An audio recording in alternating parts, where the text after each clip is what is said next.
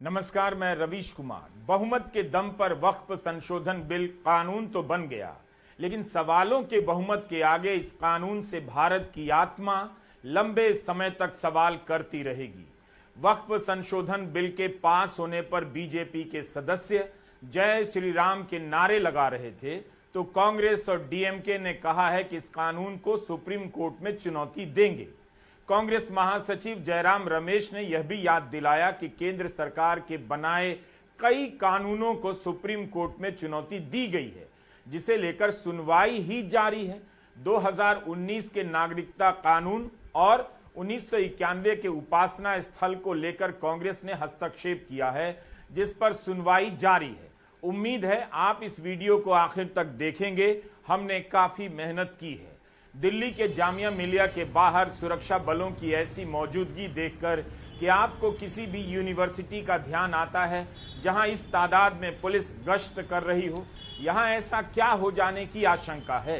क्या इसी विश्वास और समर्थन के साथ मोदी सरकार वक्फ बिल के जरिए मुसलमानों की गरीबी दूर करना चाहती है? वक्फ बिल के समर्थन में 10-20 मुसलमान स्वागत करते टीवी पर दिखाए गए। सदन में अल्पसंख्यक मामलों के मंत्री किरण रिजिजू करोड़ों मुसलमानों के समर्थन का दावा करते रहे। वही सरकार चंद लोगों के विरोध की आशंका से घबरा गई। यूपी और बिहार को अलर्ट पर रखने की खबर को आप कैसे देखेंगे? मुस्लिम मोहल्लों में मार्च करती पुलिस, मस्जिदों के बाहर खड़ी पुलिस क्यों है, जब इस बिल के समर्थन में करोड़ों मुसलमान मोदी सरकार के साथ हैं? जामिया से लेकर एएमयू तक में पुलिस तैनात करने की इस मानसिकता से खुद को मुक्त नहीं करा सकी वो सरकार मुसलमानों की गरीबी एक कानून से दूर करने जा रही है। तो मुस्लिम डेलीगेशन मेरे घर में आ रहे हैं, स्वागत कर रहे हैं इस बिल को, उसका भी नजारा आप लोग देख लीजिए।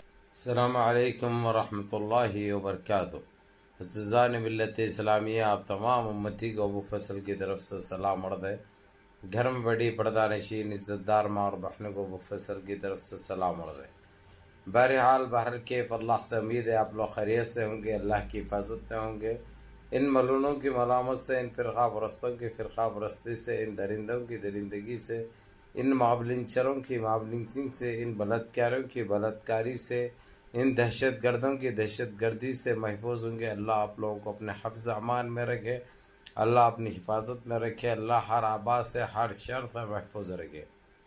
बहरहाल बहरकेफ मेरे दोस्तों, मेरे भाइयों, देश के हालात से भी आप लोग वाकिफ़ है और देश के बाहर के हालात से भी आप लोग वजह वाकिफ़ है, लेकिन इस वक्त हमको हमारे देश की खबर सबसे पहले है। उसकी वजह आप लोग जानते हैं। जिस तरीक़े से हमारे वक्फ प्रॉपर्टीज़ पर जो एनडीए सरकार ने जो नाजायज़ और नजीज़ हरकत करते हुए कब्ज़ा करने की नाकाम कोशिश की है, अब उसकी गूंज सारी दुनिया में सुनाई दे रही है। सिर्फ हिंदुस्तान के मुसलमान नहीं बल्कि सारी दुनिया में जो है सो धुतकारा भी जा रहा, और इनकी सोच और इनकी गंदी जहनियत के बारे में ये लोग को तो खैर पहले से ही मालूम था, लेकिन अब ये लोग विद प्रूफ सामने आ चुके हैं। लेकिन अभी जानते हैं आप लोग, किसी तरीक़े से बिल तो इन्होंने अपनी अक्सरियत की बिना पे पास तो कर दिया, लेकिन ये अक्सरियत जैसे ही थी उनकी, वहाँ से निकलने के 2 घंटे के अंदर पों बोल के चालू हो गई, पूरी फुस पटाखा हो गए वे। क्योंकि अब हर तरफ से इंडिया की सपोर्ट करने वाले जो पार्टियां थे, वो पार्टियों में से सिर्फ मुस्लिम नहीं गैर मुस्लिम भी रीजन लिख चुके हैं। आप लोगों को अच्छी तरह पता है, क्योंकि गोदी मीडिया भी मजबूरन बता रहा है ये, क्योंकि ये वक्त ऐसा है, क्योंकि सरकार बिल तो पास करी, लेकिन सरकार रहती नहीं रहती वो पता नहीं, कब गिरती वो पता नहीं है, क्योंकि हालात वैसे हो चुके हैं। अब इनको अपने आप बचना है, लेकिन कैसा बचेंगे ये लोग? अब जो लोग जो रिजाइन करके अपने खुद के पार्टियों को छोड़ रहे हैं, वो लोग इनके पास तो दोबारा वापस नहीं जाते। भला इन्हों बोले कि जो तुम प्रधानमंत्री बन जाओ, समझे ना, या डिप्टी प्राइम मिनिस्टर बन जाओ, बोले भी तो ये लोग मालूम है इनको ये फुस पटाखे हैं, ये इनकी बात पे ना कायम रहते और इन्हों धोखा देना इनका फर्ज समझते हैं। ये दबा के चल रहा है मेरे अजीज दोस्तों, मेरे भाइयों। अब ये सरकार कब तक रहती वो भी नहीं बोल सकते हम। बिल की तो बात दूसरी है जी, ऐसे कईयों बने कैसे वो कईयों गए वो अलग बात है। और दूसरी चीज, कांग्रेस हो या दूसरे पार्टी, समाजवादी पार्टी हो, TRS यानी BRS हो, ये सारे सुप्रीम कोर्ट भी जा रहे हैं, सुप्रीम कोर्ट में चैलेंज भी कर रहे हैं ये लोग। और कई पार्टियां तो जा चुकी है, जिसमें से AIMIM अब बैरिस्टर असदुद्दीन अवैसी साहब ने भी अपनी पार्टी की तरफ से सुप्रीम कोर्ट पहुंच चुके हैं। सबसे पहले उन्होंने इसकी शुरुआत की है। बहरहाल अब इन्होंने ये बिल लाने को लाए, पास कराने को पास करा लिए अपनी अक्सरियत की बिना पे। दो नजीर जो हमेशा जो गद्दारी करते हैं, डुगले जो है, जो गिरगुट की चाल जो चलते हैं, वो उन्होंने जो मुसलमानों के साथ गद्दारी की, मुसलमानों को धोखा दिया, यह आपने देखा। अब उन्हीं की पार्टी के लोग उन्हीं को छोड़कर जो है सो उनको धोखा तो नहीं कहूँगा, क्योंकि ये इसी के लायक है इन्हें। चाहे नीतीश कुमार हो या चंद्रबाबू नायडू हो या वो सन्यासी भवना जोकर चिंदी चोर हो, इसी के लायक है। इसीलिए अगरचे इनके साथ जो MPs निकल के जो रिजन लिख रहे हैं, जो इनकी पार्टी को छोड़ रहे हैं, तो वो उसको धोखा नहीं कहा जाएगा, वो अक्लमंदी कहा जाएगा, दानिशमंदी कहा जाएगा, दिलेरी बहादुरी कहा जाएगा, अपनापन, देश से मोहब्बत कहा जाएगा, देशवासियों से मोहब्बत कहा जाएगा, मुसलमानों से मोहब्बत कहा जाएगा। इन्हों गंदी राजनीति ये करके ये सोचते रहे कि मैं मुट्ठी भर जो है जिसमें खुश होते हैं मुसलमानों के ऊपर ऐसे गलत कवानीन बनाने के लिए, काले कवानीन नाखिस करे तो खुश होते, वैसे ही सारे खुश होते समझे। अब इनको पता भी चल गया और मालूम भी हो गया। अब इन्हों बिल वापस भी नहीं ले सकते इन्हों,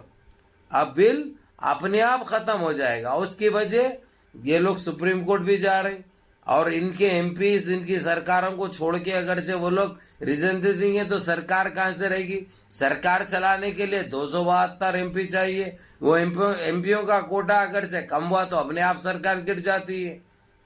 फिर इंडिया अलायंस में से कोई सामने जाएंगे, सरकार बनाएंगे।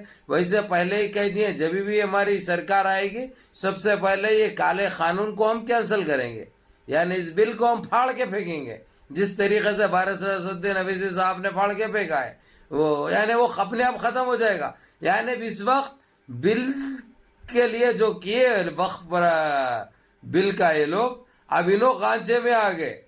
अब इन्हों बचने की लाख कोशिश करो, इन्हों बच नहीं सकते, क्योंकि ये अल्लाह सुब्हाना ताला ने इनको ये जलालत लिख दी है।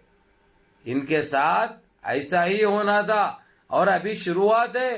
पूरे देश के अंदर उधम मचे हुआ है, क्योंकि कोई भी बर्दाश्त नहीं करते।